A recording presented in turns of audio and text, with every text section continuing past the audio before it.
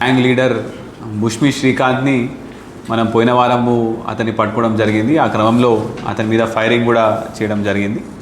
అతని మనము మన దగ్గర ఉన్న మిర్యాలగూడ రూరల్లో ఉన్న గ్రేవ్ కేసు క్రైమ్ నెంబర్ 257/24లో అతన్ని మనం రిమాండ్కి పంపించడం జరిగింది. పంపించిన తర్వాత అతని పోలీస్ కస్టడీ తీసుకొని తదుపరి విచారణలో మనం ఇవాళ అతనితో పాటు అతని గ్యాంగ్లో ఇంకొక 8 మందిని మనము ఐడెంటిఫై చేయడం జరిగింది. అందులో ఇప్పుడు మన కస్టడీలో ఒక 6 మనము వాళ్ళని కస్టడీలో తీసుకొని వాళ్ళ దగ్గర నుంచి ప్రాపర్టీ అంతా కూడా మనం రికవర్ చేసినాము.